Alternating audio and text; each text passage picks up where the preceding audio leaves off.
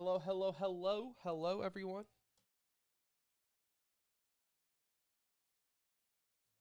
All right.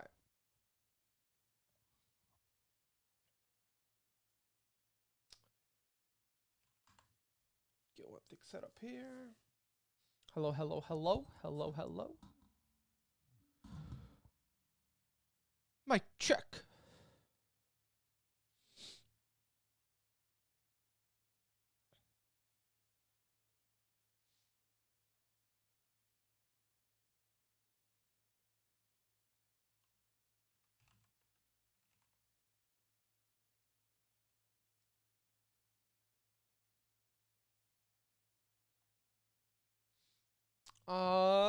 Okay, you ready? Yep, I'm ready. All right.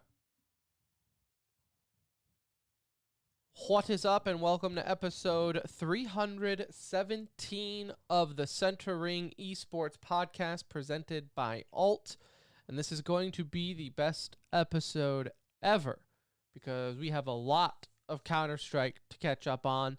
The Cloud9 quote-unquote project, that's apparently what we're calling it now, the project is a failed. So we will talk about Cloud9 out of Counter-Strike. Also catch you up on what's been going on with the ESL Pro League as Group D is just about over. We pretty much know what's going on there, so we'll discuss some of that. And of course, e-news to wrap up the show with and catch you up on the little stories of the week. But before we get to that, let me tell you about the show's sponsor, Alt Esports, ultesports.com. You need to go there right now because just the other day, they released their partnership hoodies with Arcities, Call of Duty professional player for the Atlanta FaZe. Hot damn. These are clean. You will want them. You have a white and black tie-dye. Looks very fresh. And a red and black tie-dye equally as good. And that's coming soon. So you can actually go there. If you missed out on your size for the white tie-dye hoodie, which there are still some available, you can actually go and hit the notify me right now on altesports.com and don't miss out on the red ones. Like I said, tie-dye, very clean, has the Arcities down the sleeve with his staple rose on the chest. Arcities, my best friend for 1 minute in CWL Dallas many years ago.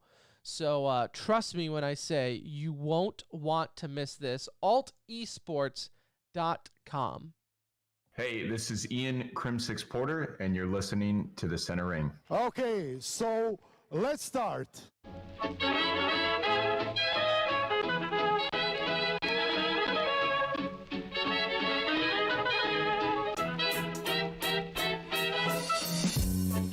Hello, everybody.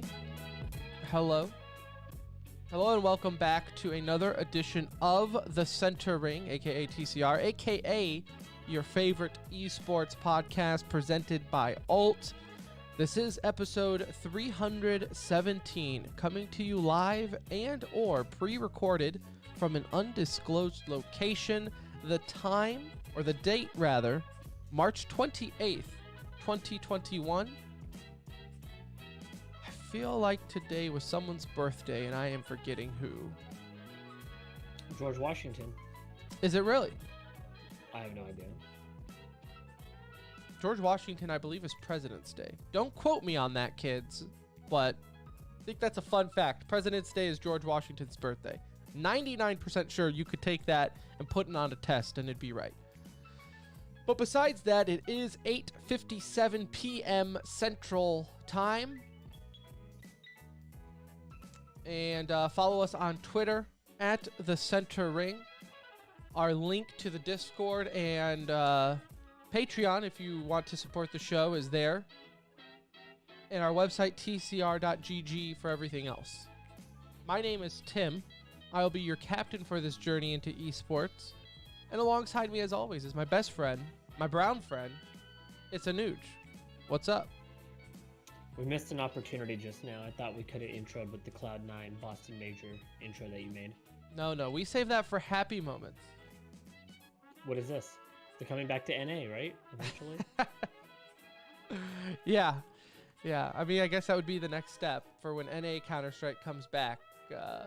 We can do that. And because everybody's so curious, today is Reba McEntire's birthday, Vince Vaughn, and Lady Gaga. It was Lady Gaga. That's who I forgot.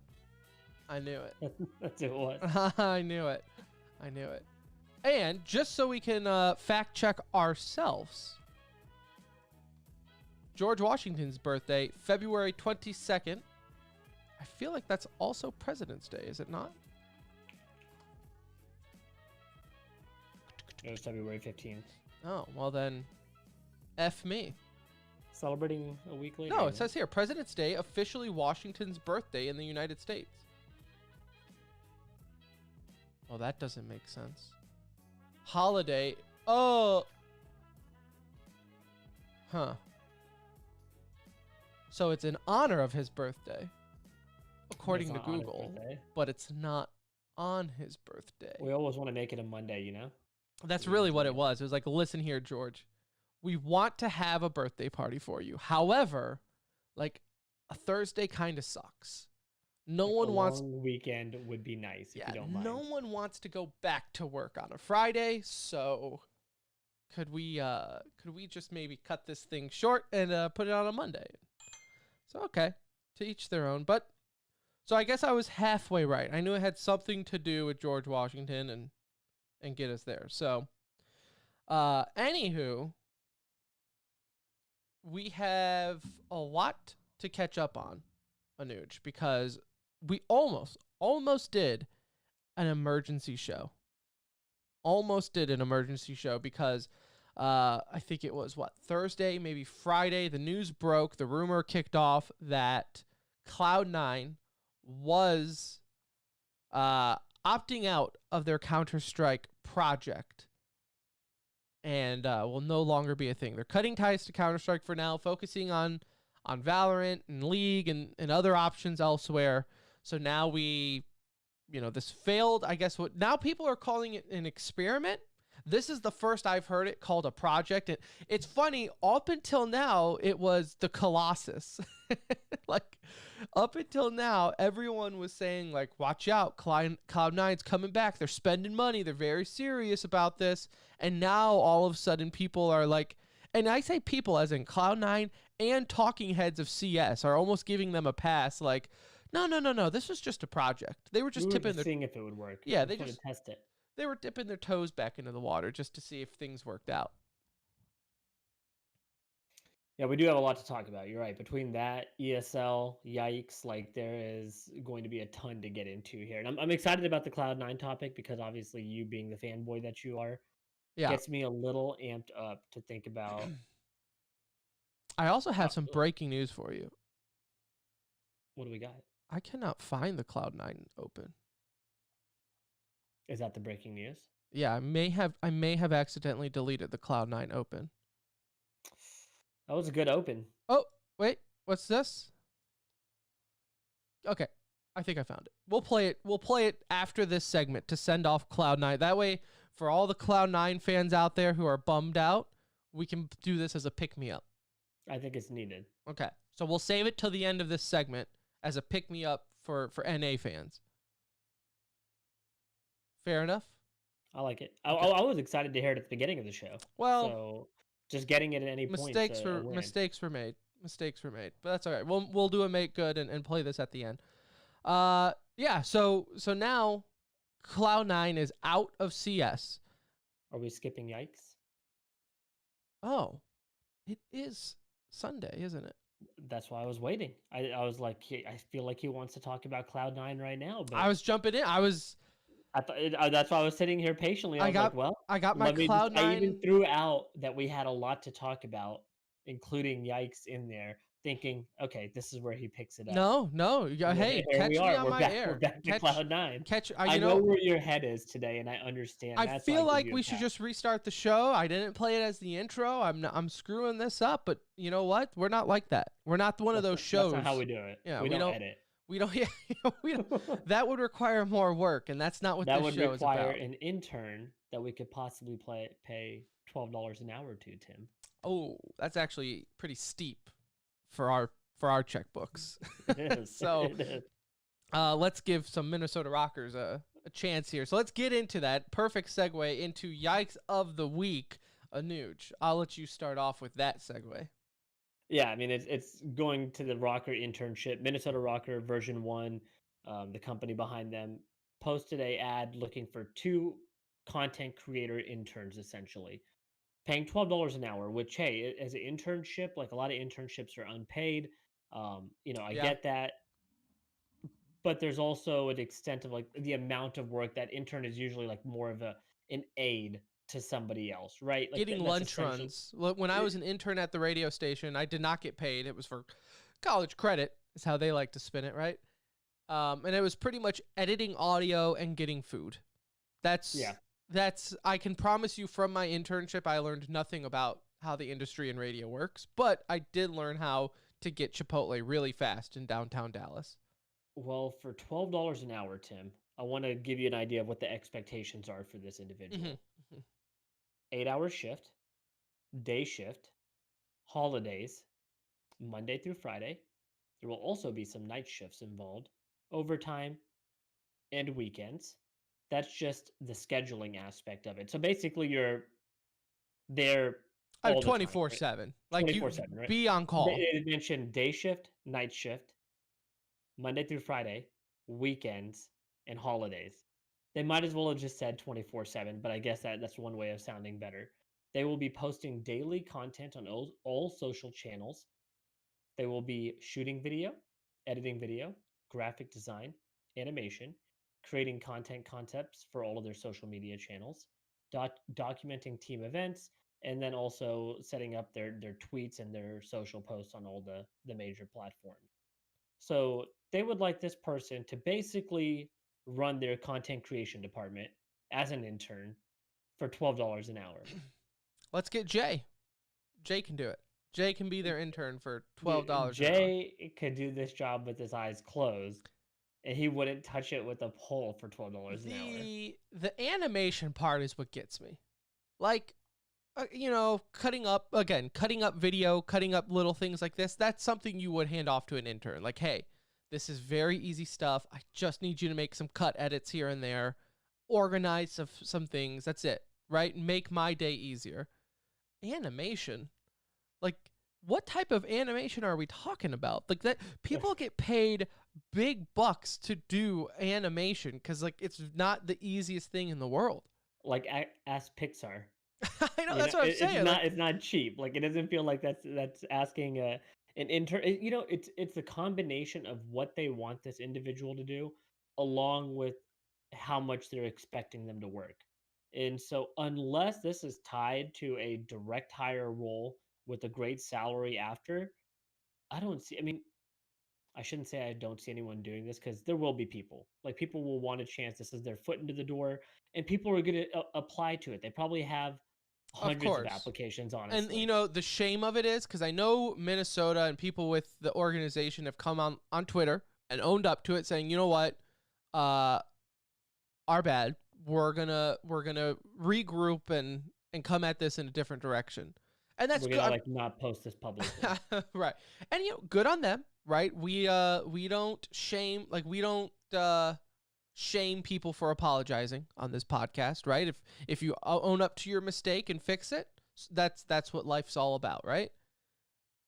But the shame of it is if this didn't get the public backlash that it did, you 100% had people apply for this, because I've been in that situation where out of college, you want to get into the entertainment industry or the esports industry, a very tough to get into industry. And I promise you, you are willing to do anything to get a foot into the door. And like you said, and on top of that, get paid something for it. Like, there's someone out there to fit every job description. So, like, they definitely would have gotten away with it if it wasn't for these pesky kids on Twitter. Yeah, I mean, if people didn't decide to post it, or obviously it stood out enough to where it didn't take long, right? Like, they posted it and it blew up all of a sudden. Also, can I just say something in Minnesota's defense? Mm-hmm. As someone who is actively looking for a full-time gig again in the entertainment world, so if anyone's out there and needs a host / something to do with entertainment, hit me up. this ain't that far off from big boy companies. Let me tell you, we can all laugh and point at Minnesota rockers for posting this, but there are some companies out there where I see the job description and then I see what the pay is, and I'm like, and you want me to live in California making that much money? Like, Yeah. what? Good luck. You're all going to be living in a room the size of your game room right now. I mean, that's actually probably pretty big, I would assume, for California size. Like, For what they're if willing I to had a pay. room myself like this, I could make it work. But Yourself. right? It would be me and 3 other roommates in this room, so not that far off. But yes, once again, just a friendly reminder: esports is $1 billion industry, according to some people. So, $1 billion industry, $12 an hour for an internship. And I guess that's really what the kicker was, right? It wasn't even An like 12. internship that requires Right. a full-time person's job. Right. Not even just a full-time person. That's like 3 people's jobs into one. Like, they're like, well, most of our internships lead to full positions. With that, I would hope. Yeah, I would hope that you just got to steal. So now you know he's willing to take 12. So you're gonna bump Right. into We'll hire 18. you on for $15 an hour doing all this. My yikes of the week, Anuj, comes from the land of China. Actually, I have 2 yikes of the week coming from that area of the world. First one, Baboka is how I always say the name. Maybe it's Baboka. I don't know how you'd say it, but it's a Dota 2 professional for Team Aster. Anuj, the Singapore Major started this week, one of the first big tournaments for Dota of the year. On the week release of their show on Netflix. So I made it for just an update. I made it 5 minutes into the show before my wife finally looked up from her phone and was like, what the hell did you just put on the TV? Like, what are we watching? Turn this off. And so I will circle back to that when I have alone time to catch up on my shows. Until then, it's just us watching TV, her shows, while she's also on her phone simultaneously, because That makes sense. that's the married life. That's how things go. However, this Dota 2 player will not be at the Singapore Major. Why, you ask? Because he has been arrested for soliciting prostitution in Shanghai and has been arrested and will miss the major. So, where's the yikes? Can I be real with you? I kind of agree, right? Like, Different world, I guess. Different world. Is it legal over there? I don't know. I don't want to sound like one of those guys, but I feel like a lot of things are legal over there, right? I mean, a lot of things are probably illegal over there in Shanghai. Yeah, Right. but from all the things that I hear about China, I feel like prostitution should probably be one of those things that are like, what's the big deal? Is prostitution legal in Shanghai, China? According to Google, it's illegal under Chinese law. Prostitutes do, however, operate openly in many Chinese metropolises, such as Shanghai. Well, you know what? If it's illegal, sure, fine. I'm sure he's already out of jail, whatever. Probably not the best look to get arrested for hiring a prostitute, but also Like, not the worst. Like, This is something he should have been doing after the event, right? Like, if we're just being real here, like, there shouldn't have been a pre-game. Like, he should have been getting ready for the game, you know, not draining himself of all of his stamina. Prostitution also a overlooked profession in COVID. I wonder Yeah, if they had to have taken a hit. So maybe he was just helping them out. Just giving back. Yeah, maybe he was like, you know what? It's good to see you back on the streets. I mean, this is just more embarrassing than anything, right? were they Like, at least wearing masks? If the prostitute's wearing a mask, does it make it any... We should have conducted the police interview. Like, I don't know. You know, out of what you could get in trouble for, this is probably low on the list of things that would get you kicked off an org. I thought you were gonna go somewhere with like cheating or something, you know, like or a sexual abuse or That's what whatever. I'm saying. Like, there are just a lot of other areas that this could have gone where I would have been like, damn, yeah. This is like embarrassing. This This is just one where sucks, you're gonna get shit from your buddies for the rest of your life. Like, do you remember that Oh, one for time you were sure. arrested Can you for imagine? paying a prostitute? But other than that, if you can just take a few shots off the chin, you're good. You're good. Like, that's all it is. That's all it is, bud. Chin up. Chin up. You'll be back at it. No big deal. My other, and this is, I don't know if I wanted to save this for e-news, but I'm just going to throw it here in Yikes of the Week. Shocking. I did not know this, like, was as bad as they say it is. The cheating industry in gaming, Anuj. Chinese police have teamed up with Tencent, the Chinese gaming provider behind Everything. PUBG, Counter-Strike, Fortnite. Look, you play the game, they probably have some say in it, especially in China. So, very big company over there teams up with the police to go after one of the largest cheat providers in China. Happy ending to this story. Not the same happy ending as the prostitute, but a different happy ending. They did end up busting this cheating ring, ended up seizing $46 million in assets after looking at their paperwork, Anuj. This cheating company, this cheating provider, their revenue came out to be roughly $764 million. That's incredible. Like, incredible. I guess esports is $1 billion industry because you can get it in hacks. Like, you can. They just never mentioned it was on the cheating side of it. I mean, that's an absurd amount. That's mind blowing to think how many people had to buy cheats for that type of revenue. You know, and it's weird too because it's like I always expect like the cheating, like the stereotypical, I would say, like Hollywood view of a hacker where it's like they're in like a dark room or like hackers are like always doing these things and people using aimbot, but it's like, no, it's probably just for that much money. It's just got to be like everyday folk. And this is like a full on company that makes this stuff. And I had no idea. I had no idea. Think about it. If they seized $46 million in assets, think about how much equipment they took to get to that number. Think of all those 3080s I want to buy, and that's where they're at. They're all running out of their shop.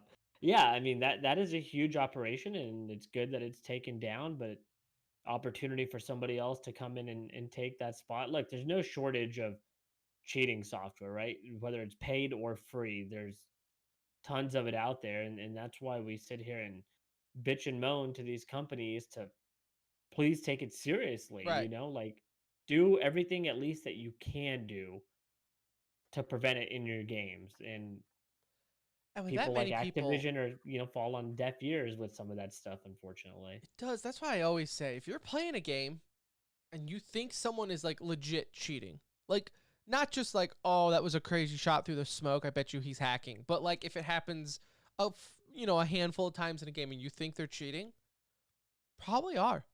Like there's probably way more out there than what we would probably think. And whether it be hardcore aimbotting or cheating or like just very, subtle little cheats here and there. But I've never even honestly looked up like what is out there. So I know like wall hack and aimbot, right?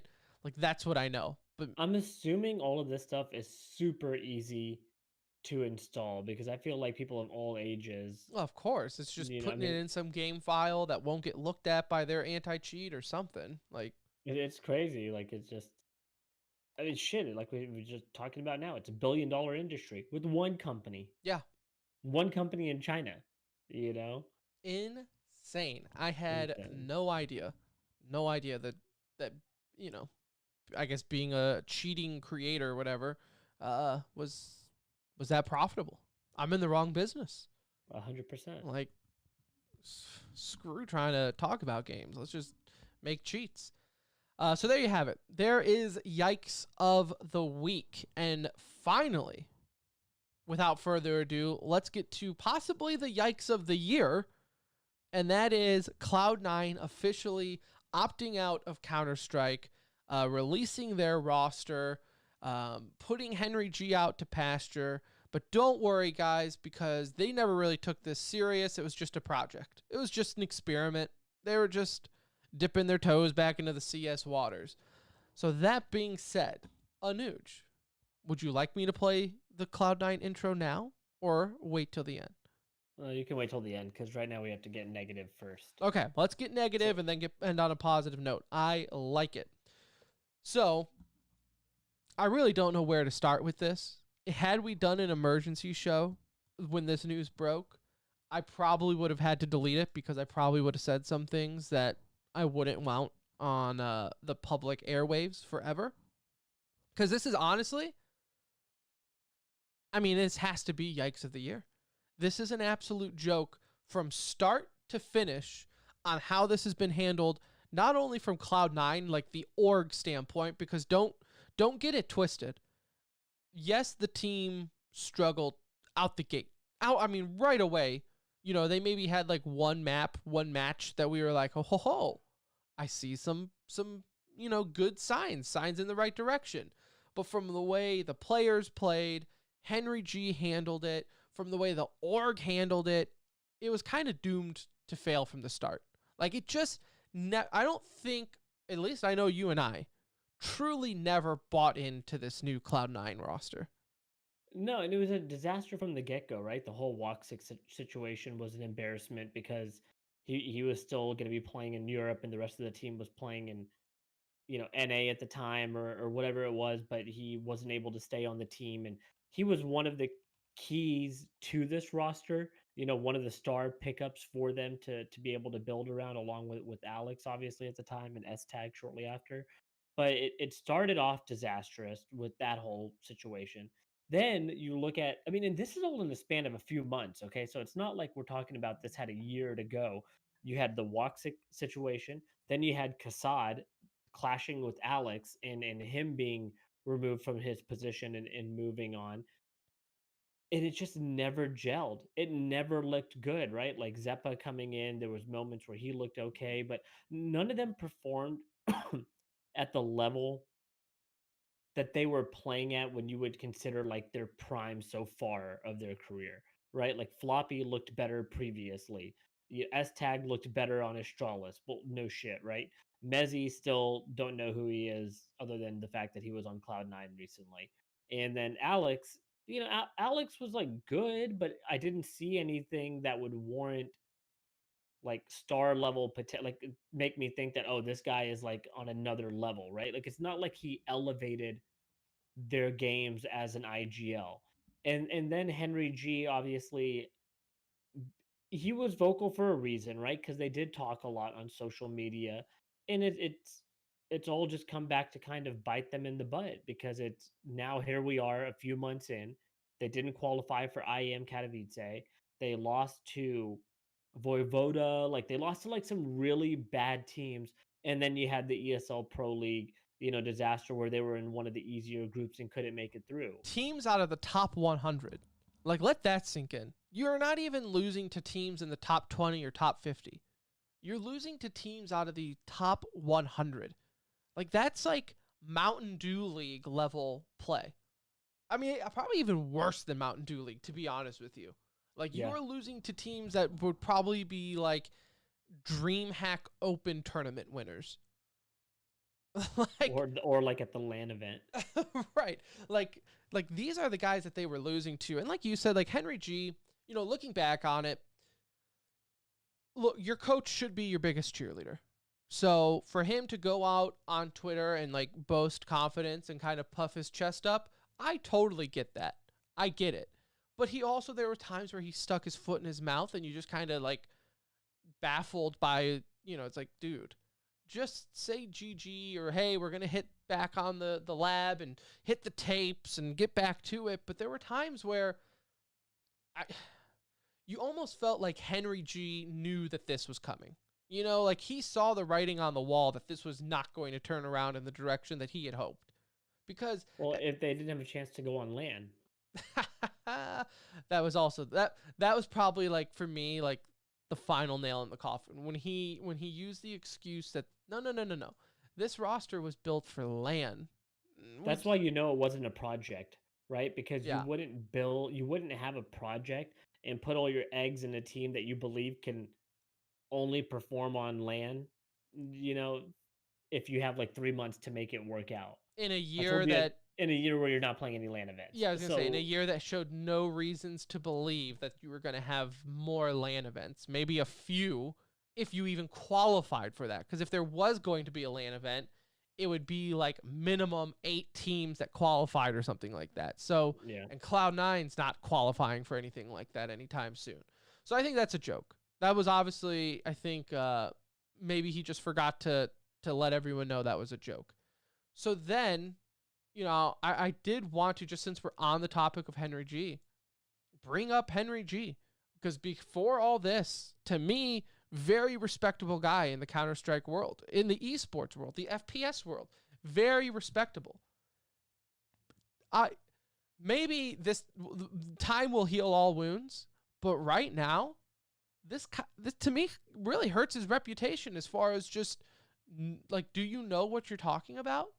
Or it doesn't affect him as a caster, host, analyst, whatever. Like, I think if he were to come back into that role, he would be welcomed with open arms. Would there be trolling? Yes, but that's just the world that we live Yeah. in, with, especially with esports, right? Like the demographic, he's gonna get that's gonna get brought up anytime he's on the desk anywhere, right? But so I think from a talent standpoint, has no effect. He was one of the best before he departed. He would come back in and be one of the best, you know, right away. I think if he were to walk back in, it hurts him in ever trying to be a GM again. You know, like, how could you have the only good thing that came out of this whole Cloud9 ordeal was the fact that they posted player salaries. right. That's it. That's the only positive that you can take away from this whole experiment that they had here, is that he had the confidence and saw that it would be good for the industry if we were, you know, made some of this stuff public. What it has showed me, or what Henry G is like opened my eyes to, kind of how effed up the financial situation is in CS:GO. As an experiment, you're having to spend 200K a month, you know, to form a roster, and you're still getting subpar results. Like, no shit, they're not staying in for that long. Like, they're dumping a lot of money into this. And so I credit Henry G for making that stuff visible, because it does show that Counter-Strike is not in a healthy place in terms of what it's costing right now to organize what you would think would be a competitive team. But from a GM standpoint, it's going to be tough for him. You know, like, nobody's going to give him the keys to the car, at least right now. You know, maybe like you said, time healed all what could heal all wounds, but this one stings pretty deep. You know, this one was very visible. The whole Colossus branding, you know, just the amount of like shit talking, and he had friends that also moved into similar roles, like what's his name, Moses, that's gone over to Team Liquid, and we've seen like some success there. Granted, a formed team, a team that already had proven success prior to Moses joining the team, but still, you know, they've at least held their own. But for Henry G, you know, your best bet is walk back into the talent scene somewhere, do what you do very well, rather than you know, I get wanting to give this a go. It just didn't work. I mean, that's all there is to say about it. There's no other positive you can bring from what happened with this team, unfortunately. No, and you know, you bring up the money thing, and that's what one thing that he always posted is like, oh, people always bring up the cost of players, but you don't understand that teams are spending more money, right? And I do believe that. Obviously, I believe that. I would hope teams are spending more money on players than what Cloud9 spent with these finished results here. But that being said, I think this also kind of shuts up, or should shut up, the crowd that got onto Envy a couple months ago about, you know, like Decay, when he kind of started this whole mess of just spend more money. We don't understand. Just spend money. Other orgs, other teams are willing to spend the money. Just spend money, and that's how you will be successful in Counter-Strike. Well, point in case, that's not the situation at all. In fact, it's quite opposite. Cloud9 did spend the money. They backed up the truck for Henry G to find the players that he wanted and were available, right? I'm sure there were probably some players buyouts and things like that maybe Cloud9 weren't willing to purchase and buy out. But for the most part, I would say Henry G was very comfortable with this roster when he was first setting it up. And Cloud9 did and was willing to pay for these players. And the end results are exactly where teams like Envy, who you claimed didn't want to spend money, are ending up without a Counter-Strike team. So I think for this crowd that was in the corner of just spend money, it works. No, it doesn't. Good players work. Finding the right players work. Just spending money and then sending them over to Europe saying, don't worry, everyone. The reason we suck is because we play on NA soil. We just got to fly our guys to Europe and it will fix everything. No, that's not the No. case. Yeah, their statement was almost like a copy and paste of Envy's statement, right? Like we're departing from CS for now. We want to bring back an NA roster, and I think they mentioned that in their statement that they would like to bring back and have an NA team, which I understand. It makes the most sense because of Cloud9's history, right? Like being Right. an NA roster and that fan base is already built, so you want to kind of support that group. So And I all of also that think they made realized too, like, and this is just facts with anyone in the world, right? If you are an NA roster, you get a lot of leeway by NA fans. Because even like the original Cloud9 roster prior to major winning and everything, but there was the most popular team in CS:GO, and and they they were hadn't not won a that thing. great. They had one summer run that went Yeah. really well for them, and they were able to live on that for years, just like IDP was able to live on the negative side of things for years, but people still supported them. Yeah. Like we so badly want success in NACS that give me anybody, and there's only a few teams that really have that kind of loyalty. Liquid and you know Cloud9. I think Evil Genius has kind of crept into that a little bit more, but You can get away in NA, you can get away with being an okay team and still being successful as far as like business wise goes. Like, you just got to be successful in NA in Brazil, right?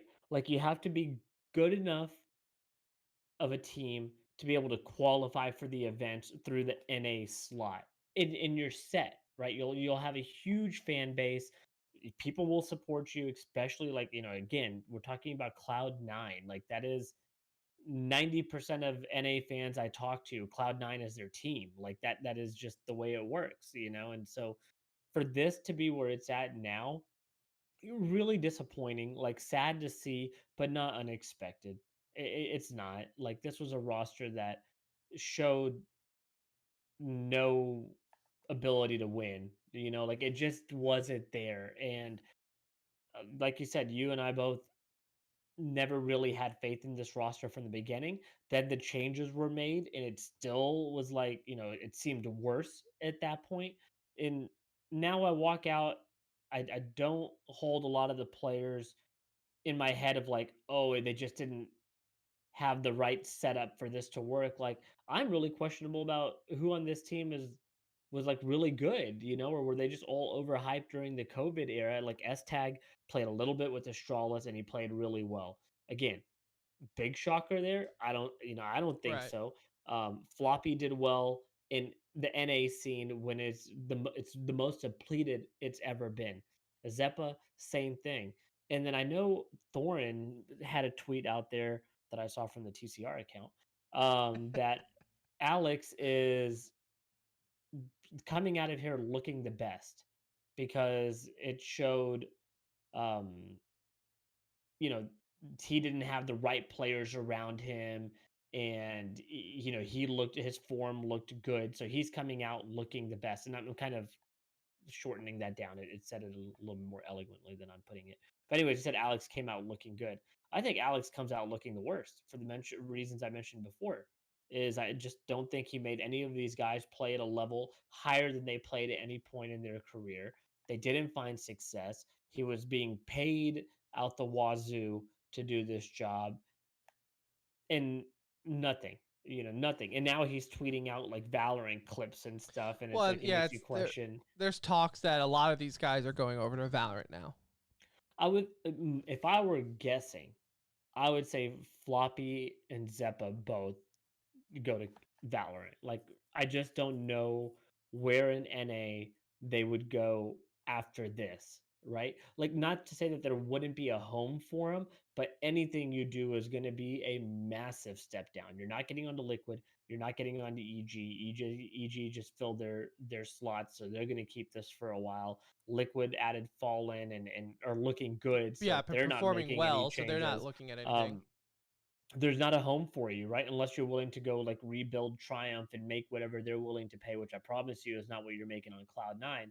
You're taking a huge step down, but you can carry your name from CS, and being a tier one player in CS has proven to pay well in Valorant, and see a future for yourself in a game. And to me, I see Floppy, Zeppa definitely making the move. Mezzi might be able to find a UK team because there's just not many of them. S Tag, I think, will probably play back in Europe. And Alex, to me, is a 50-50. Like, I think there's a chance that we see Alex make the move to Valorant. I could also see him getting a chance on a team that needs an IGL, but I, I you just know, feel I, like their opportunities though are bigger in Valorant because I really do think this whole C9 thing hurt them just as much as it hurt the org, in the sense of like the way people are going to look at them. Like how you were saying, for Alex, this was the guy that the roster was kind of built around. Like, the marquee guy was Alex. He was the first one announced, I think, right? He was the first one announced, or big signing anyways, that yeah. Henry G was going to build this roster around. And look, I'm sorry, but when you are that player, you are judged at a higher standard. It's why we get so critical with tens or swag, right? With Valorant side of things. Because when you are these marquee players that are built around, it's not just supposed to be, hey, we're going to pay you the big bucks so you can carry the team. We're paying you the big bucks so you can carry and mold the team to get these to rise up with these players. Don't let these players drag you down, but you need to rise them up. Now, is that fair for half the players that rosters are built around? No, because I just don't think it fits. Like, I think certain people fit that mold, where a lot of these guys that are being casted with this brush don't fit that mold, right? It takes a certain type of moxie, Anuj, to be that player, to rally the troops around you to make that team good. And Alex just wasn't that guy.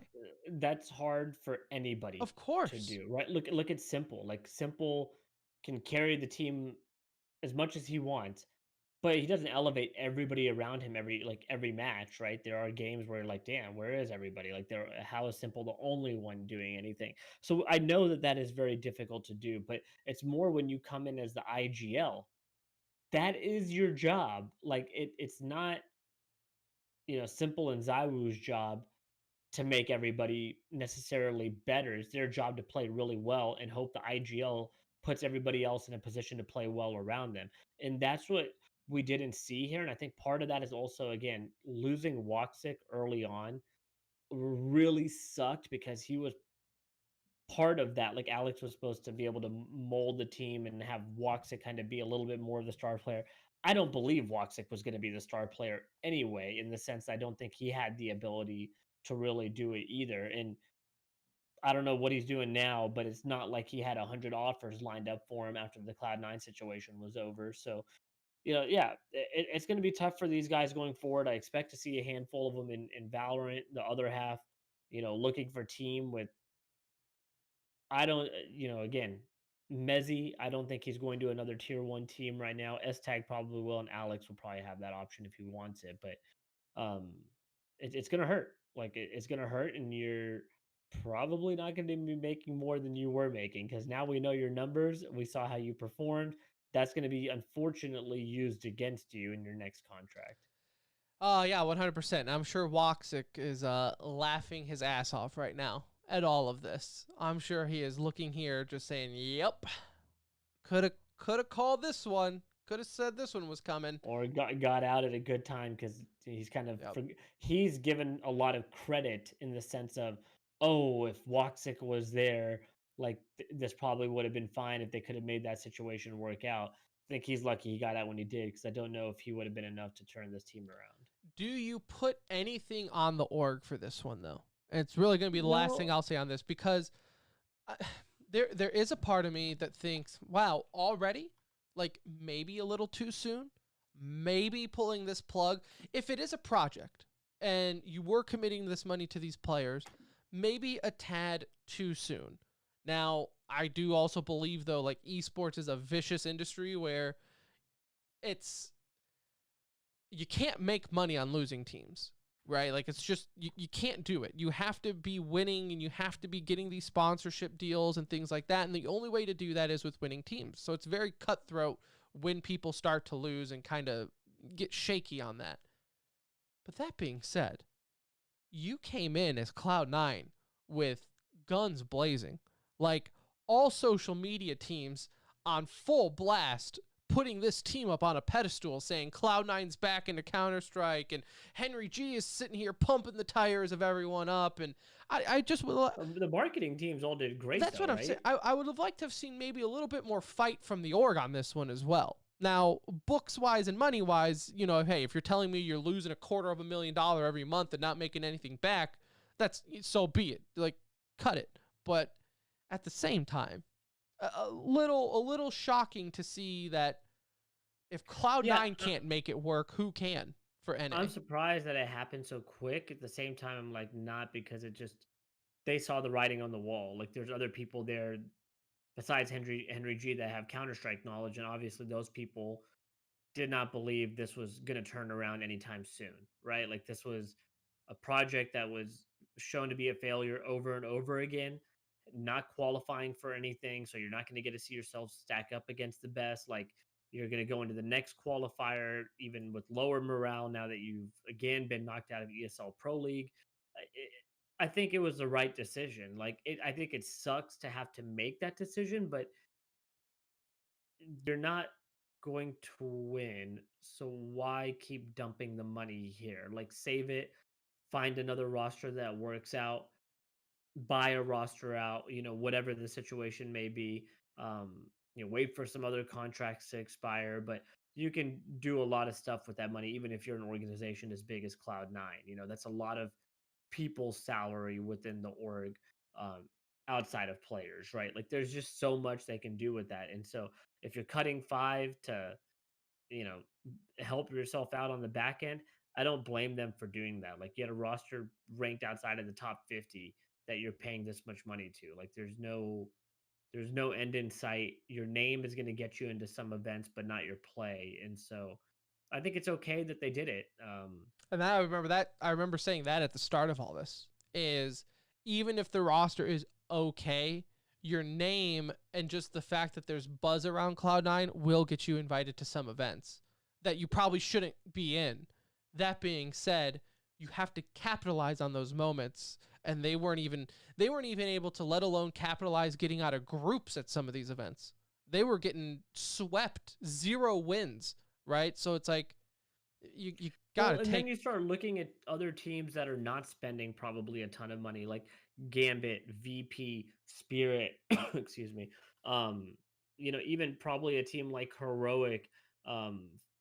These are teams that are ranked in the top 10 that are probably paying half of what you're making. Hell, even Extra Salt, the team that you cut, is sitting at 21, probably making like nickels and pennies compared to what you're paying these guys. Windstrike, Sprout, AGO, like all these teams are ranked ahead of you, paying absolutely nothing, and they know that.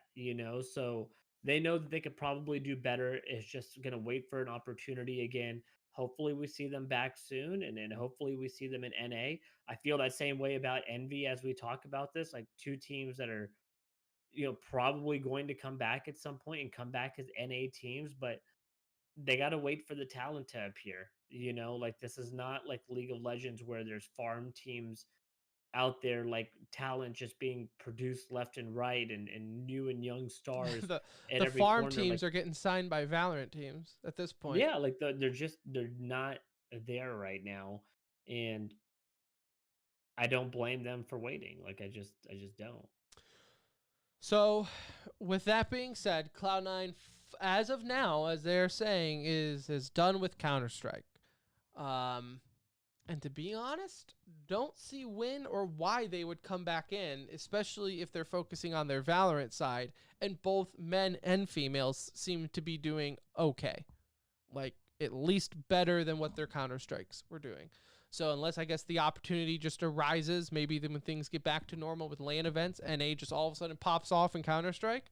Don't see that happening where we're not going to, this isn't going to be like last time where it's like they come back after like a couple months, right? I think this is almost like EG style where it's like 2 years later we might see Cloud9 back with CS.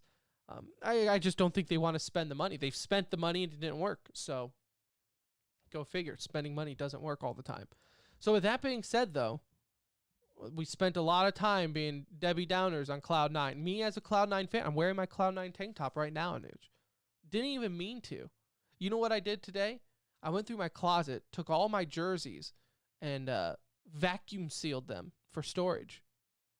Guess what jersey I didn't put away? Cloud9. My Cloud9. I had it in my hands, and I said, no, this stays in the closet. This one stays. So one day you'll be able to put it back on. I'm not wavering. These colors don't run. I'm not wavering. Cloud9, I still think, is the best Counter-Strike team.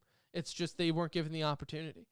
With that being said, let's play, just for memory's sake, for good time's sake, let's play the C9 Open for when they won the major. For those who haven't heard, it's beautiful. For those who have heard it, you know, just get your tissues ready because it's a touchy-feely one. Here you go. Yesterday, a date which will live in infamy. There is no blinking at the fact that our people and our interests are in grave danger. With confidence, with the unbounding determination of our people, we will gain the inevitable triumph, so help us God.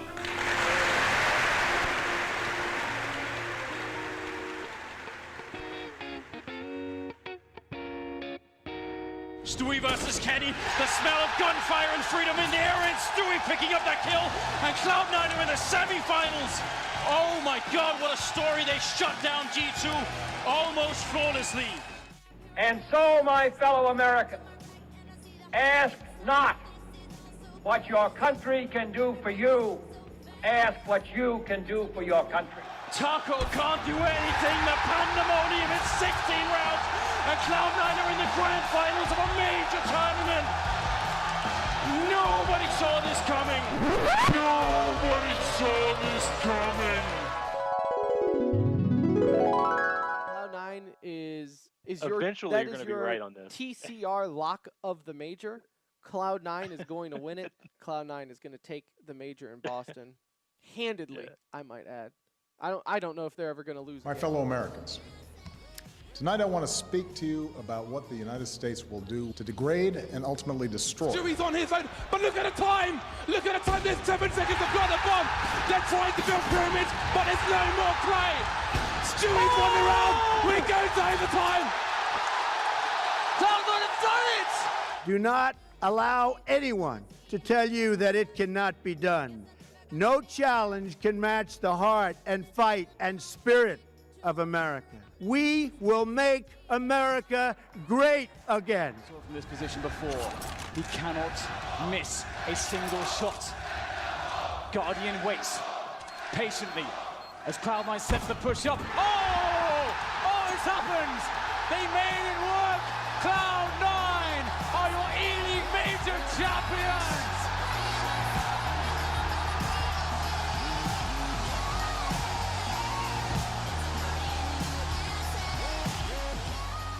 I mean, if that just doesn't get you going, I don't know what will. Took us 10 years to get the first one, so that pace we should see another one by 2028. I mean, I actually forgot the anniversary was just in January. Did we talk about it in January? I think we did. We probably did. There's no way we didn't, right? No way we didn't. It seems like something we would do. Yeah, no way we didn't talk about the E-League Boston major for the anniversary. NA's first major. That's really what happened. Had they just played this for the roster, I don't think they would have lost. I don't think the original roster would have left. I just get that hype going again. You gotta get that confidence. Get that NA swagger back. And that will carry you at least half of the way. could build a team around Swag if you wanted to. He's a free agent. And on the positive side, if they did sign Swag for Counter-Strike, I mean, he would not have affected this roster at all as far as where they could qualify and where they couldn't. No, he'd be playing in every event. He would have been able to play everywhere. They're not getting in any majors anytime soon, so don't have to worry about holding them back. So, anyways, RIP, stay hard to Cloud9 Counter-Strike. We'll see you when we see you. Probably not for many, many, many years, if I had to take a guess. But let's talk about some good Counter-Strike, Anuj, because there is plenty of that to go around. The ESL Pro League is just about to wrap up its season here, at least the normal group stage. Group D does finish up tomorrow, but that being said, the top, we know who's going through. We just don't know 1, 2, and 3, the order that they're in. But we know those who have made it and who has been eliminated. So we can include that. So for those who are saying that it's not over yet, we know. We know, but we know enough information to not push this back. It's over. Yeah. It's over for the most part. Yeah. So that being said, I don't know how, I mean, do you want to start with Group A? Let's just run through some of these groups. Okay. We don't have to talk. We don't have to like sit on these groups for a long time. No. I just think I want to highlight some of the important things. So with Group A, you know, for me, just some notable takeaways is Heroic playing well again. You know, we've come to find out that check that coach cam. Check the coach POV. It's not like a fluke, I don't think, at this point, in the sense that they're like a good team. I'm not saying they're the best team, but they're a good team. They've consistently been good, with or without cheating. They were all doing it anyway, so I don't really care. It was also nice to see Complexity, you know, advance through, because we've seen ups and downs with that roster ever since OBO left. And so for them to qualify through, I think will be a good just mental boost for that team, because I like that roster. Like, I really do. Like, I like the players on that team. I like rooting for Config after he was the villain for a while there in CS. Like, it's a nice little comeback story to see him doing well. And then FPX, like the new guys on the block with a bunch of old names, you know, in the sense, Styko, Sunny, both of these guys having played before on Mouse Sports, they advance over OG, which OG is starting to feel a little bit like Cloud9 to me. Like a roster that is probably paying a ton of money and has yet to find any real success, right? They have at least advanced in some situations, right, and made it through to some of the bigger events. But as a whole, like, that's got to be incredibly disappointing for them. Yeah, OG is, you know, as an org in general, like when they made their way into Counter-Strike, that was a big story to begin with, right? Because OG, for those who don't know, are very well known in the Dota world. Like, TI, back-to-back champions. Yeah, TI champions. They have a pedigree there. They have a taste for success. So when they moved into CS, it was a big story. It was like, wow, OG is finally breaking out of just Dota, and they've entered into CS. Like you said, names on there, you know, Happy has recently been let go. Valde, but yeah, they got Mantu, Nico, Mantu. Like, they have big, you know, Valde, big players there that I think, you know, I don't know what expectations were. I can't recall when they signed that roster. I think we were all pretty excited for it, at least a little bit. Easily top 10 team consistently. Yeah, and it just hasn't really panned out. NBK has been dropped from the roster. ESA was just recently dropped, so they don't even have a fifth at the moment. So it'll be interesting to see who they pick up. But a disappointing finish for them, you know, falling into fourth, which is one slot out of making it through. So from Group A, we had Heroic leading the group. They'll get that bye, I believe is how that works. And then Complexity and FPX both advancing through. Now, Group B, and it's almost like as if you made the predictions and then flipped them upside down. Group 100%. B was an absolute mess in the sense of if you were making a bracket for this, if this is March Madness and you're making your bracket, this was the bracket killer. This is what busted your bracket, because it makes absolutely no sense on how Group B finished up. Just to go over this, if I were to tell you Vitality, FaZe Clan, and Mouse Sports were all eliminated in group stage from Group B, you would probably think, oh, well, they probably have like Astralis, Furia. Like, they probably got some big hitters in that group. No, not really. NIP ended up winning the group, with ENTS and G2 coming in second and third. NIP finished at 4-1 in that group. It's not even like this was a bunch of 3-2s. A And we plus went down to 26 round differential. Yeah, like it's not even like we went to a round differential to determine who was making it through. NIP was straight up dominant in this group. And it's a team that has just been on the struggle bus for as long as we can remember, to where it was almost becoming a meme. Find a way to make it through 3-2. Vitality and FaZe, obviously very disappointing finish for both of them. FaZe couldn't take out NIP when it mattered for them. Vitality lost games. It's not like they were losing to each other. Like Vitality lost to ENTS in one of the rounds. NIP took out Vitality as well. So it is shocking, because FaZe, obviously, we're all kind of waiting, right? Like, now you have Cold and Twist as the Batman and Robin type situation there. Whoever you want to put where, doesn't matter. You have Kerrigan back. Yeah, you got Kerrigan like leading this team. And you want to talk about an org, a team that has literally gotten everything they wanted when they wanted it. FaZe has almost zero excuse for being as poor, as I don't want to say poor, as inconsistent as they are, because they do have flashes of greatness, but it's just very inconsistent for the roster. But you got to think, FaZe, first off, when they entered into Counter-Strike, or when they had like the super team of Olafmeister, Guardian, going back to that Boston major, that was a major winning team that Cloud9 stole away from them. Not stole. Cloud9 obliterated, dominated. Never seen Counter-Strike as well as I have with Cloud9. But very much the favorite. FaZe walked into that tournament, and it was theirs to lose. So, but still, that roster, insane with the pedigree behind it. Okay, now we're kind of struggling. I don't know. Who can we get? Who's available? Oh, I know. Let's get Cold-Zera off the other #1 team and off of MIBR, right? Like, you're taking off the best Brazilian player in Counter-Strike, and at what time I think was like a top 10 team. MIBR was, at least maybe. Cold was still regarded as one of the best players in the world. Right. So then you're going to put him on there with Nico, right? So that didn't work out. Okay, well then what else can we get? Oh, I know. Let's go ahead and get our sub player to fill in for that's Olafmeister, one of the best players ever of all time in Counter-Strike, to fill in? Sure. Well, now that he wants to go away, who can we replace? This is just shooting it out there, but what about the best NA player, Twist, on Liquid? You think we can get him? Oh, look, we got him. Now what? Now we need an IGL? Could we maybe get the best IGL out there in Kerrigan? One of the, people refer to as the best IGL in Counter-Strike?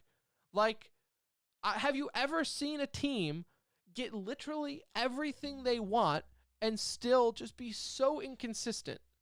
It's crazy. I mean, it's really crazy, because their rosters, like you said, I mean, the names that you're just even mentioning, the fact that these people play on the same team. You would think that'd be an all-star game. Very New Jersey Nets or any team LeBron is on kind of feeling when I think of the FaZe roster. It always has the best grouping of players, and you feel like just by looking at names, oh, this is not fair.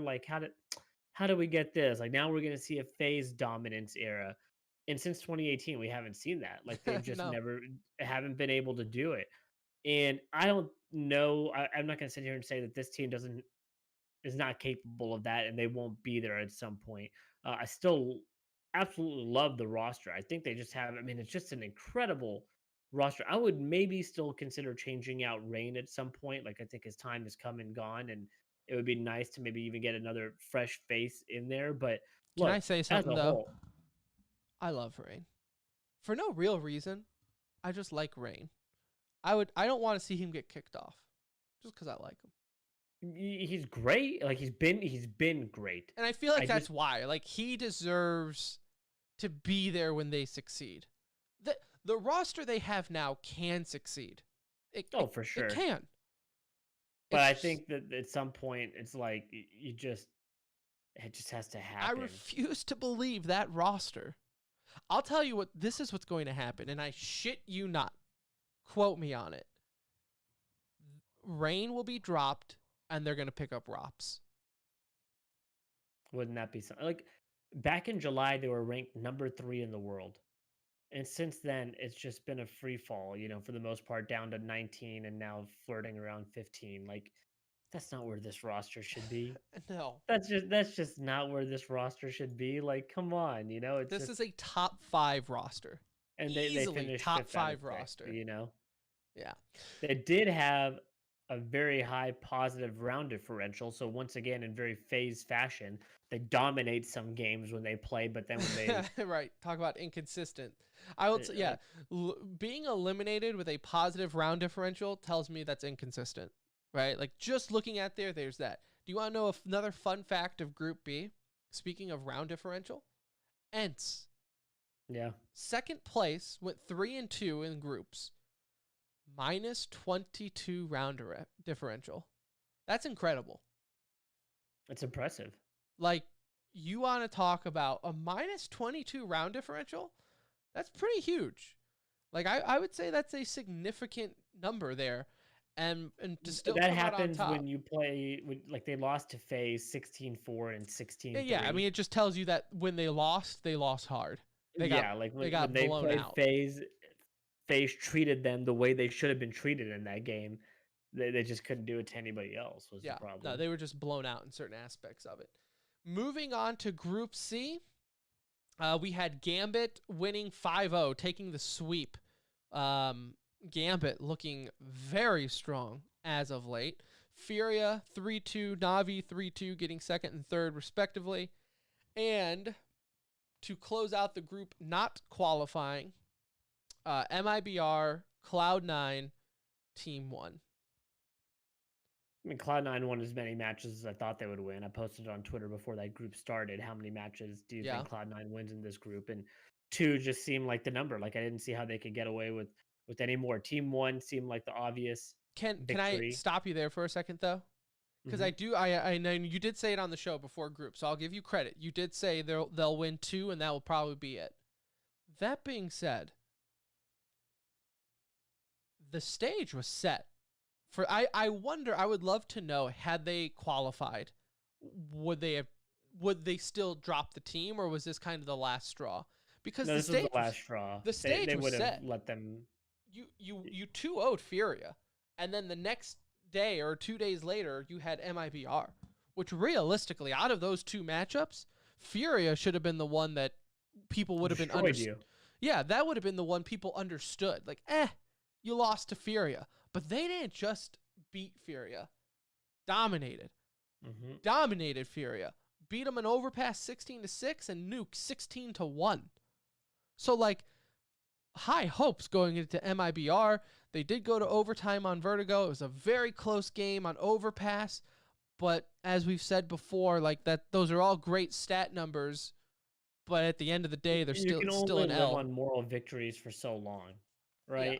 Like, we've said it over and over again, like, oh, yeah, well, at least they played well. Like, it's coming around, right? Like, you can only hang your head on those for so long. And you had a chance if you beat MIBR. I think that would have qualified them because they would have been tied with Na'Vi and had I believe they would have had the tiebreaker. Well, it would have tied them with Furia, and they would have had the tiebreaker on Furia, too, because they beat Furia.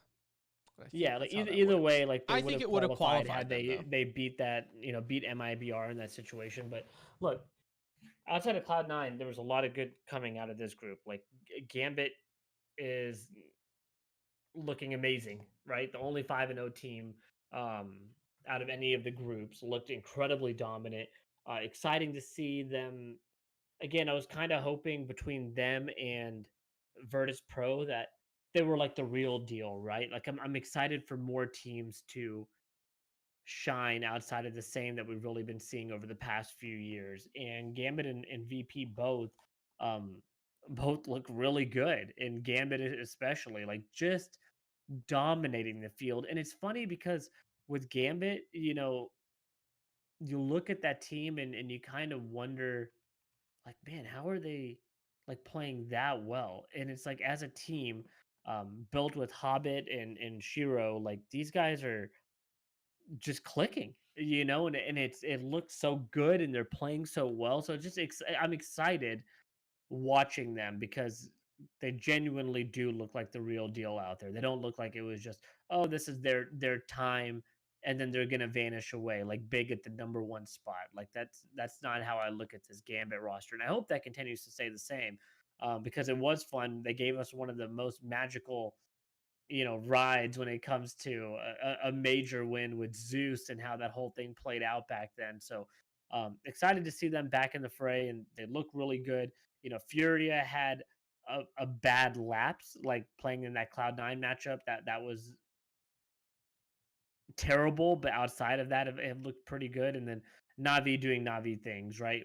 Winning games that they should win, losing games that they should win. Sitting there 3-2, squeaking their way in, and watch they'll be a force to be reckoned with in the next round as well. And last but not least, with Group D, as I said, this isn't officially. Well, actually, let me make one more note just to tie in with Group C and Cloud9 leaving, because we forgot to mention it when we were talking about Cloud9. This now leaves Flashpoint with 4 rosters of their 8. So literally half of the league is no longer in Counter-Strike. Yeah, half of the partnered league is no longer in Counter-Strike. Founding members, in fact, no lineup. There will not be a Flashpoint Season 3.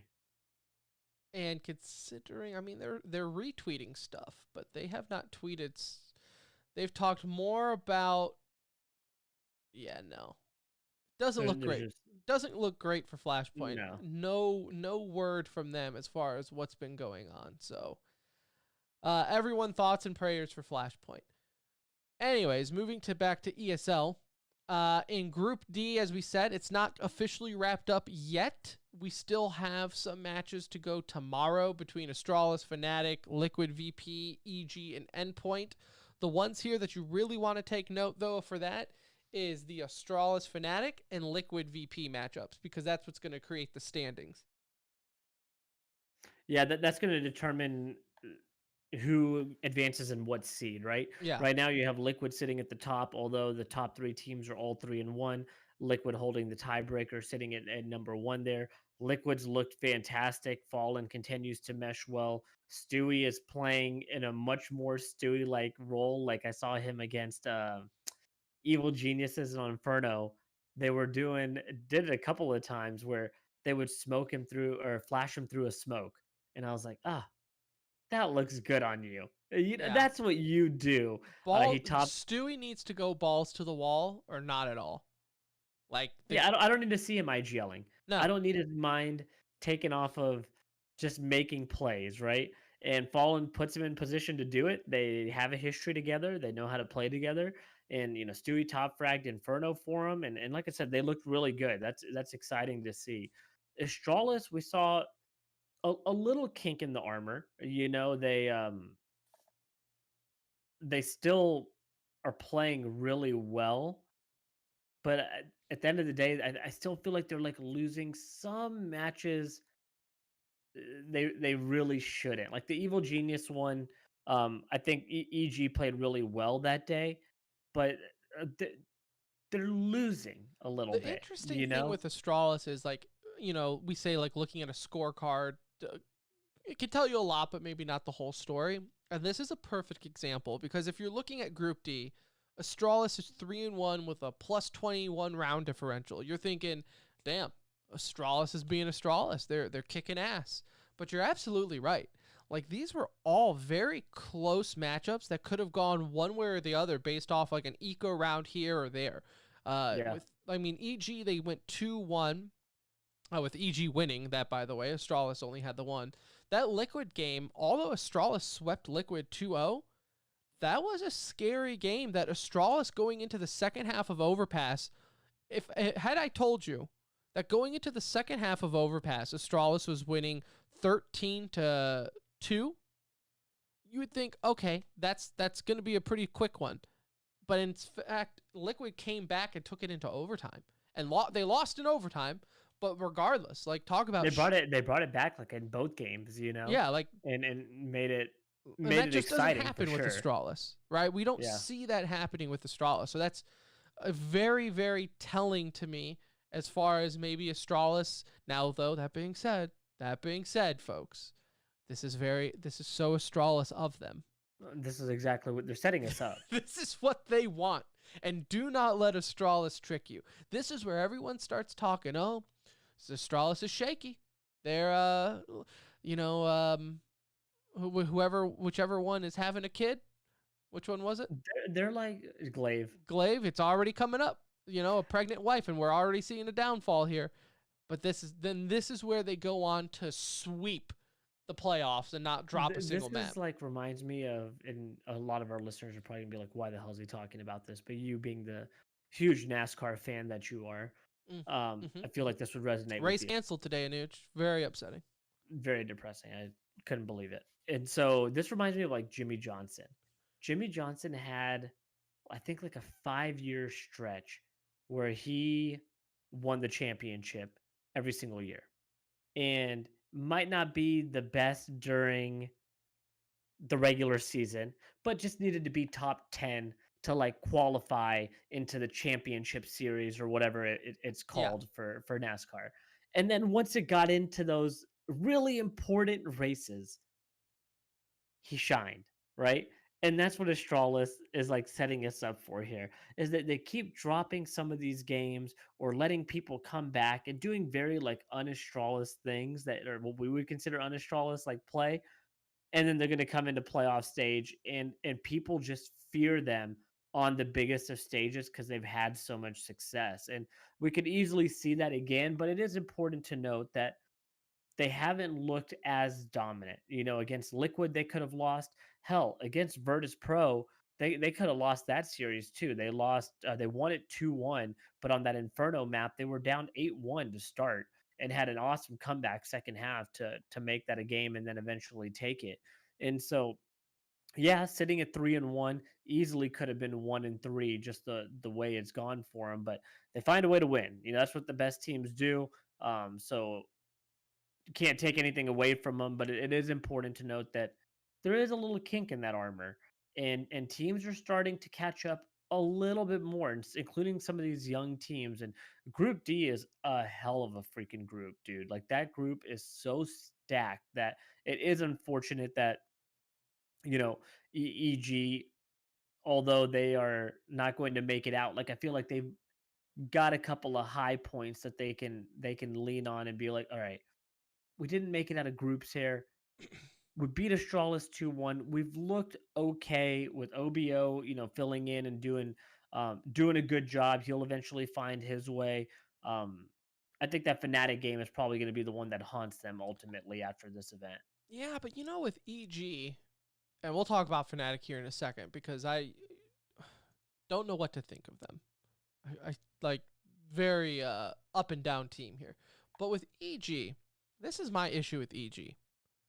They're in their own heads at this point. Go watch their play, and you can see the hesitation that they have. It's almost like they're letting teams force their play style, right? It's almost like EG is playing into the other team's favor and not just playing EG style Counter-Strike.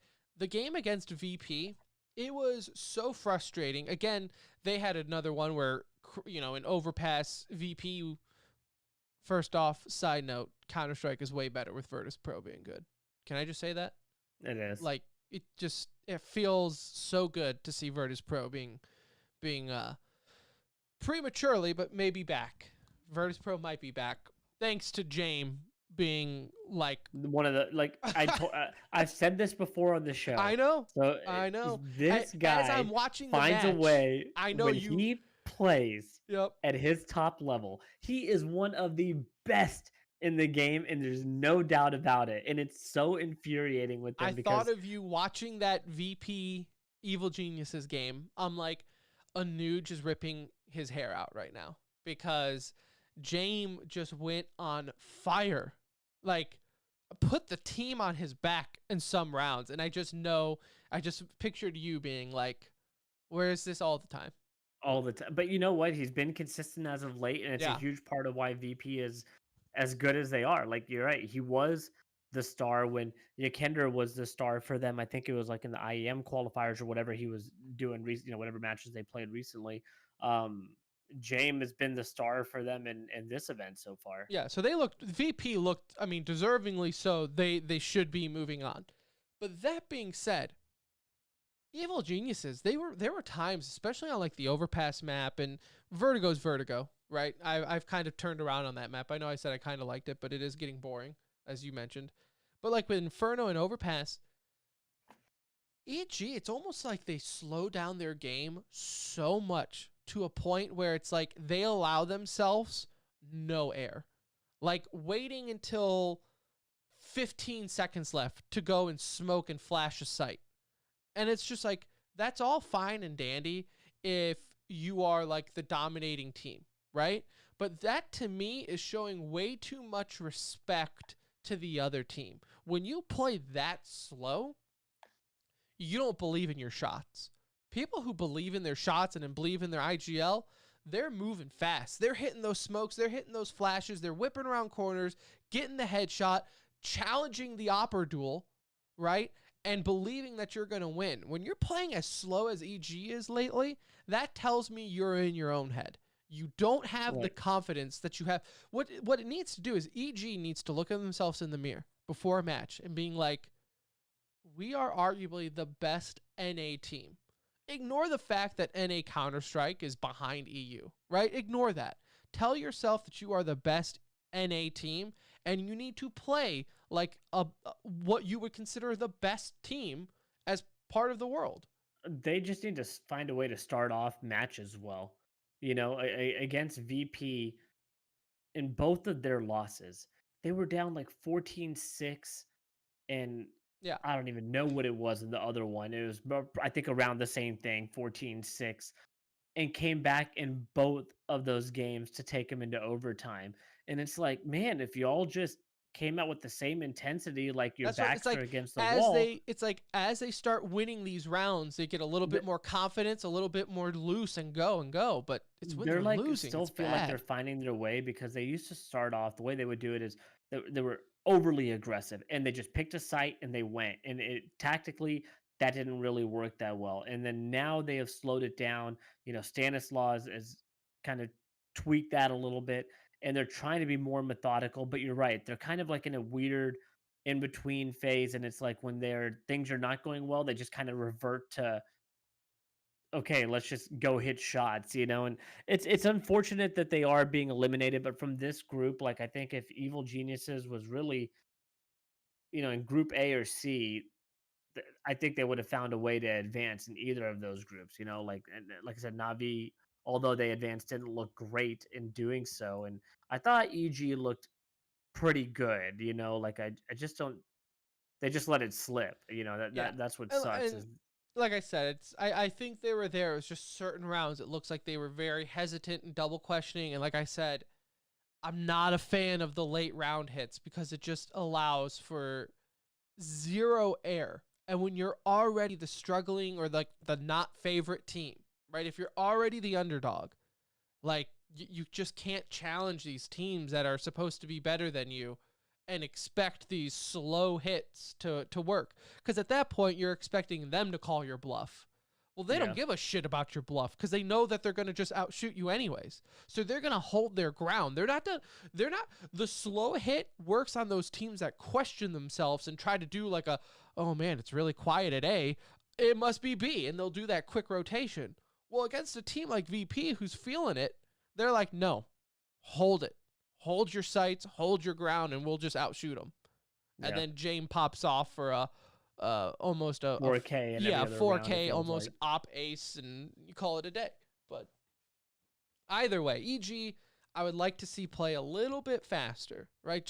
And not even so much faster, just gain a little bit more confidence. I want to see them take some fights that I feel like, you know, maybe they shouldn't, but I would at least like to see them confident that they thought they could take those fights. Right now, I'm not even seeing that confidence out of EG.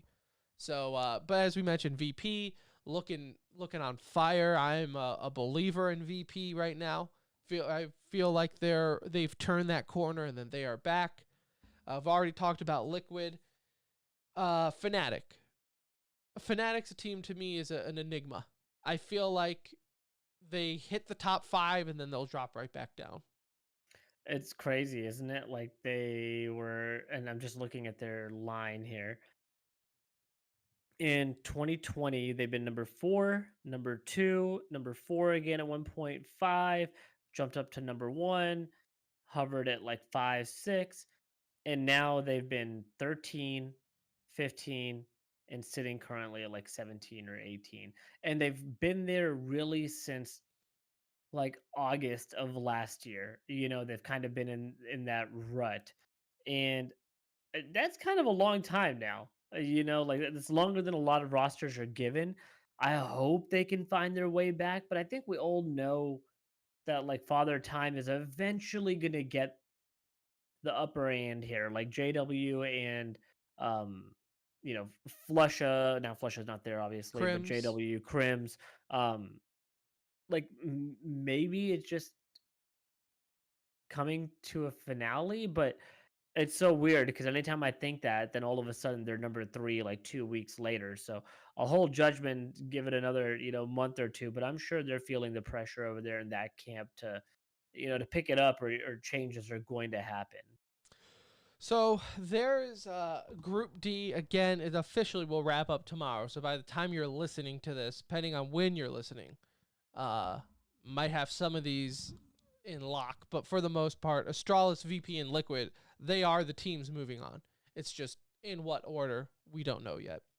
Then from there, you have play-in matches start on April 8th, and playoffs start April 2nd. So how do the play-in matches start April 8th? What are play-in matches? I don't know. You're talking about first, second, and third? Oh, is that what that... Oh, okay. It's just this Liquipedia has it out of order then. On what I'm looking at here then. Yeah, like teams like whoever got second and third in groups kind of move into another round. And that then makes if more you're sense. First, you're advancing to like the final. Liquipedia should redo the order here. So playoffs start April 2nd. So this weekend.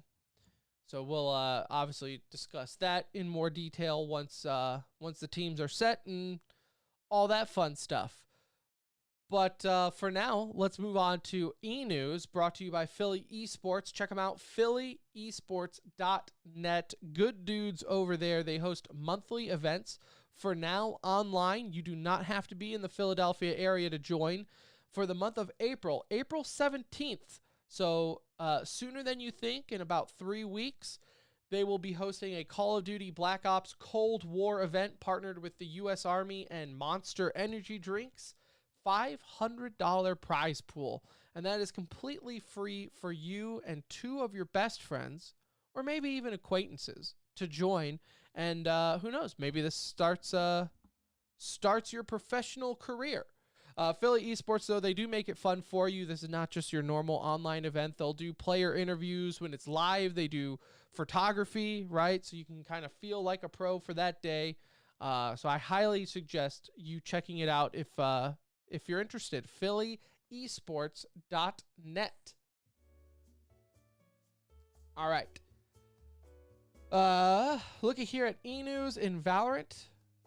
Dignitas in talks of replacing Psalm. Psalm coming over from professional Fortnite. So that didn't work out. Professional Starcraft as well, you know.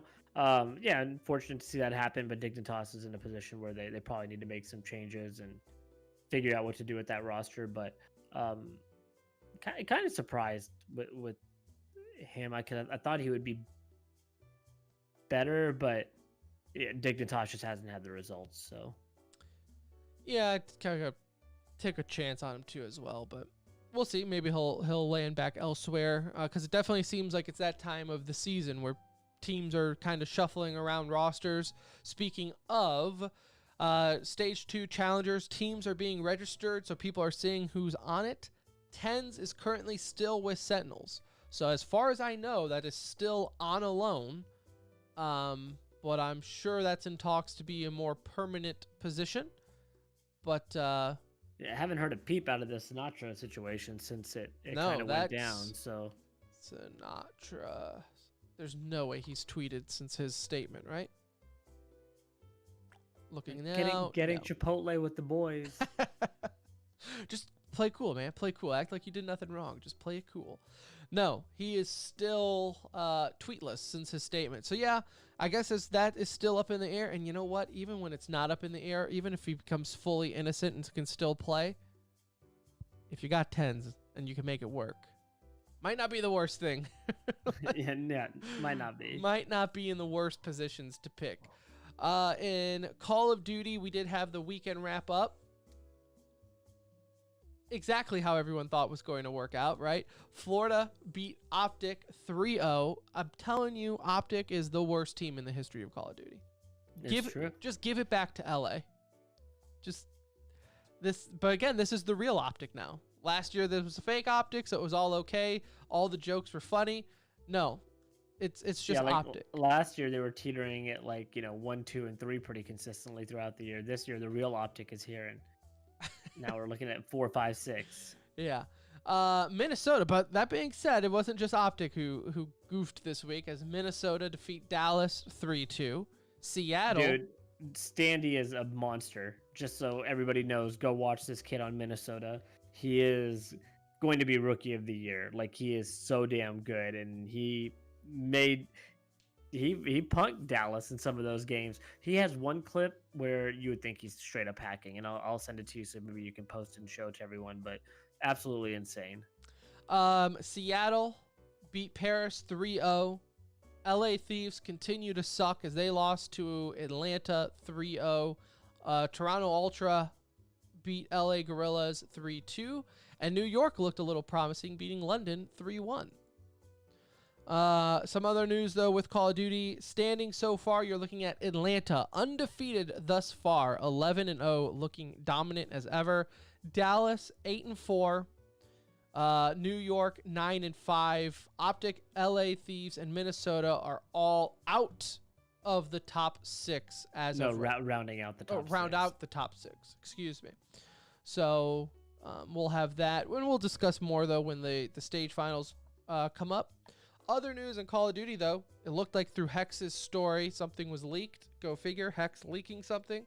But it looks like Upper Deck, the trading card company, is going to have a partnership with the Call of Duty League. So expect that soon. Which really not too surprising because they're partnered with Overwatch League, not. So it just seems like natural that would be the least surprising leak out there. But I will definitely be interested. It makes more sense with Call of Duty though, because they do those player rating cards and all that. Yeah, and it's just I feel like the Call of Duty crowd. I mean, Call of Duty's been around longer. Those people are a little bit more into it. You have more local-based players. You feel a little bit more. Do you think it'll be as valuable as a Pokemon card? In 30 years, when the next pandemic hits, yes. I want a Scump rookie card. When Jake Paul's son creates some stupid YouTube video about how valuable they are, even though he has no warrant on making it, and then people believe him and spend $10,000 on a card, done. Then yes. As I mentioned earlier, the Dota anime is out on Netflix. The first 5 minutes seemed pretty good.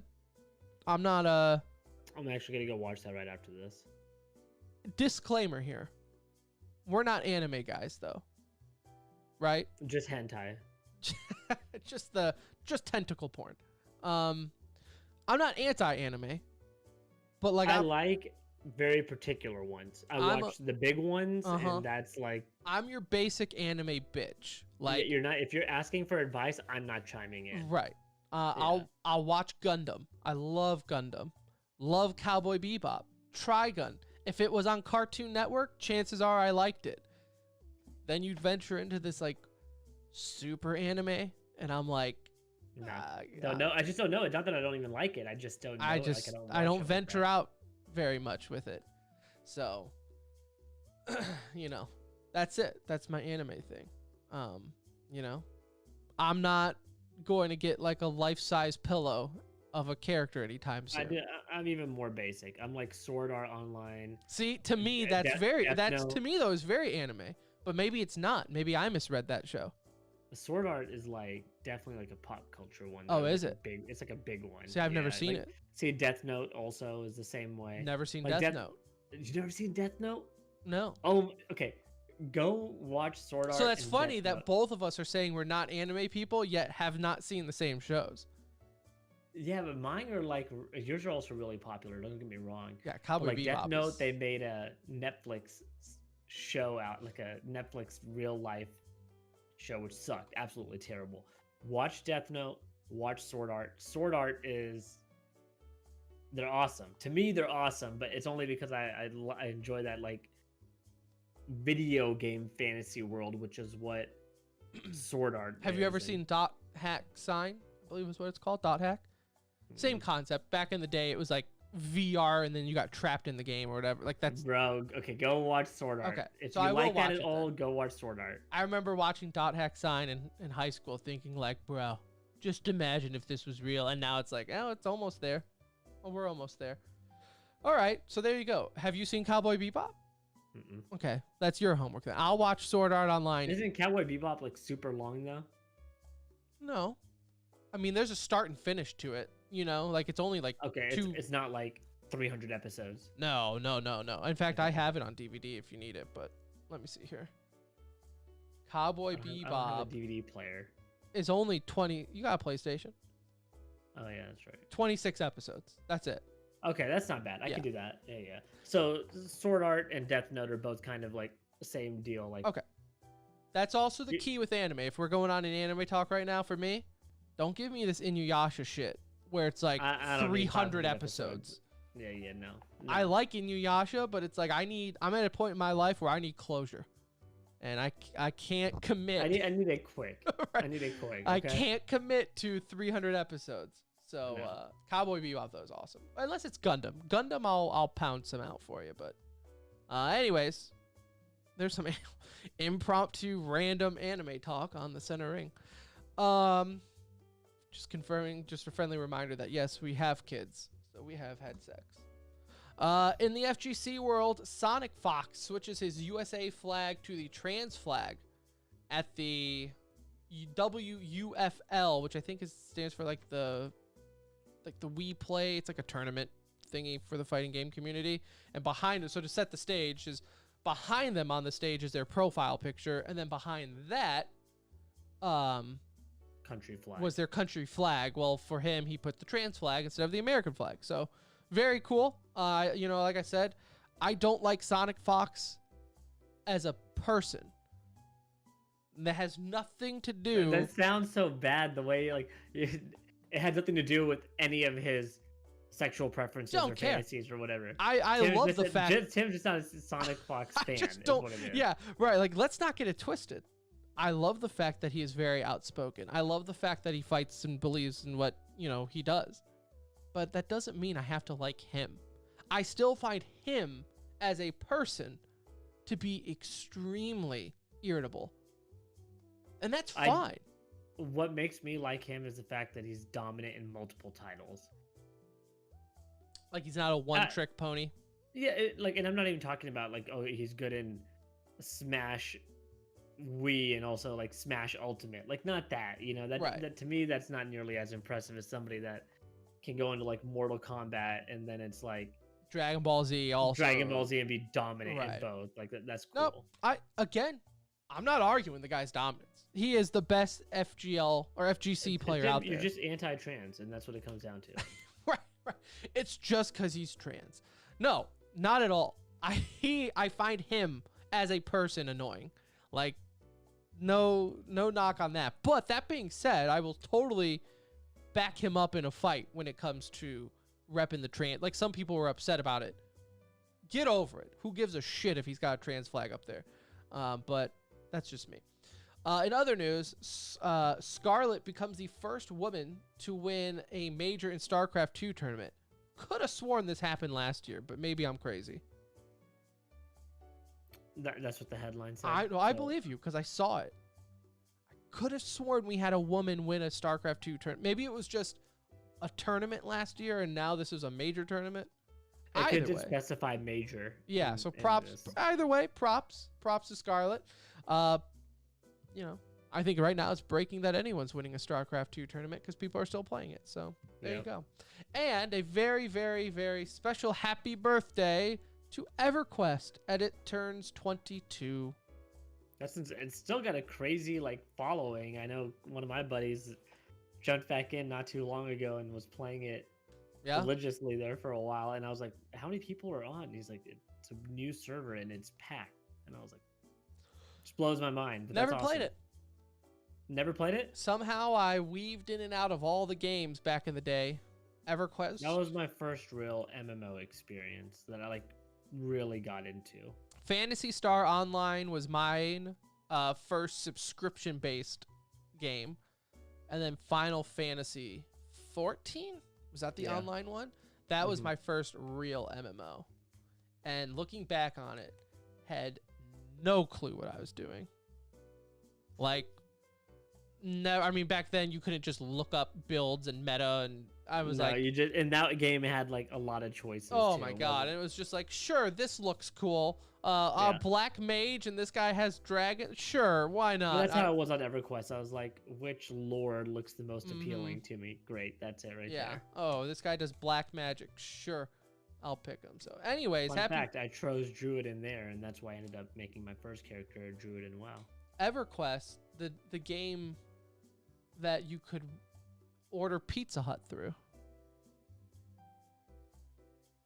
I don't even know what that means. They had like a feature in the game that you could order pizza through the game. And it would come in real and life? it'd come in real life. That's incredible. Yeah, I don't know. I highly doubt they still do That's that. what I want to see in my stores. You didn't even have to alt tab. Literally just No. order it through the game and it would I'd take that. show up at your doorway. Cold Brew says in chat, Cowboy Bebop, best soundtrack hands down. Very true. If you want a good soundtrack, when I was younger, I had the CD in my Sony Walkman, and I remember listening to it on the school bus on the way to and from, and listening to the Cowboy Bebop soundtrack. It's jazz. It's a very jazzy show. I'll check it out. I'm always up for. It is a good one. It's like I said, I only enjoy like the big ones, and I know that's one of them. Yeah. I should say, I've only put in the time to enjoy the big Also, ones. the voice actor for Spike is the same voice actor as Brim on Valorant. So little esports connection there for you. There it was. That's all we needed. Same voice actor. Just bringing it all back around town in esports. So there you have it. There is a little bit of e-news and a little bit of anime talk for you. We will be back Wednesday night, the 31st, talking some esports. Maybe get something in here. I don't know. We'll figure it out.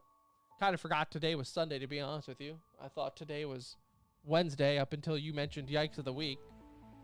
But I very much remembered it was Sunday, Tim. that just tells you where I'm at in life right now, where I don't know if it's a Wednesday night or Sunday night. All I know is it's show night, so it's got to be one or the other. I have a 50% chance on where I'm at right now. So there you have it. But we will be back Wednesday night, so check it out on Twitter at The Center Ring.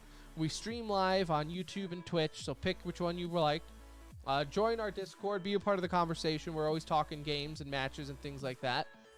But that's pretty much it. So thank you so much for listening or skipping around. Love you all the same. Thank you to Alt and Philly Esports for being sponsors of the show. Be sure and check them out and tell them thank you for sponsoring. Show them support as always. That's it. We're done. See you in Discord. See you on Wednesday for a Nuge. I'm Tim. Love you. Bye.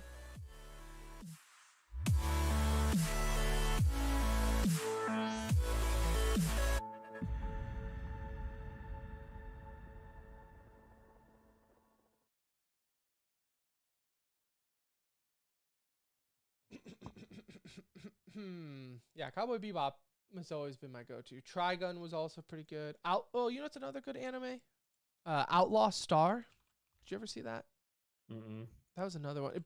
Again, if it was on like Adult Swim or Toonami, I definitely watched it.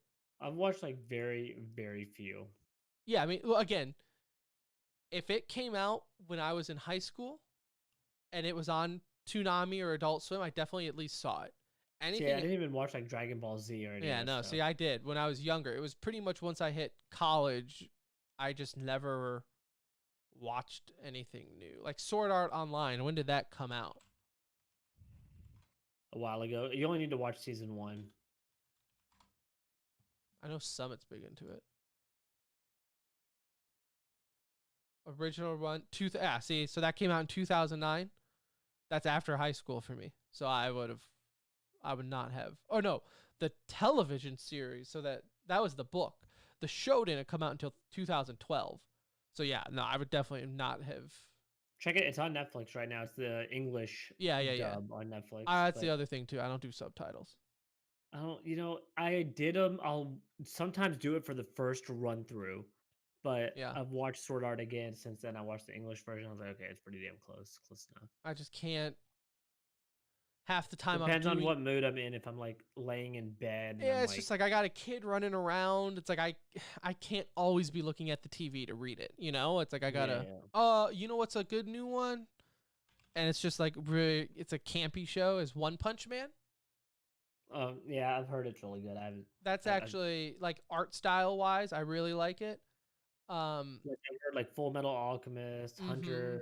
I've seen maybe a couple episodes of that. Yeah, One Punch Man is really good.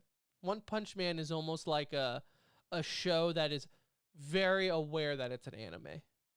Like it's like a superhero type thing, right? Right, but the whole thing, it's like literally is one punch. Like he's very aware that it's an anime and it's just goofy, but not in like a cheesy way. Yeah.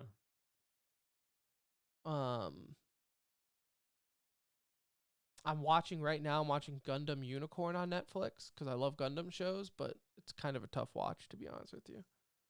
I don't like animes that like the main characters, and this is what Morgan always says, it's like they're just so whiny.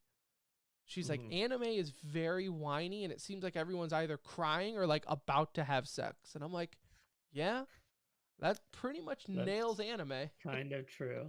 Like, she's like, why does it seem like everyone's either about to have sex or about to cry? And I'm like, yeah. But like never actually have sex. Yeah, like that's pretty much nailed it. Yeah, I don't know. I'm kind of picky. I don't like the like Netflix has some animes on it that they've done, like the Godzilla one, the Attack on Titan, or not Attack on Titan, Pacific Rim. I don't like the style that they're in. I haven't seen them. It's like a weird like CGI drawing look. It does not look appealing. Not visually appealing. Yeah. That sucks. It has to be like all right, let me go check on him. All right, I'm just editing the show, so. I'll be maybe back in Mumble. All right, just hit me up. I'm gonna end the stream. Everyone in chat, Cold, if you're still here, love you. Everyone in chat, love you. We'll see you guys in Discord.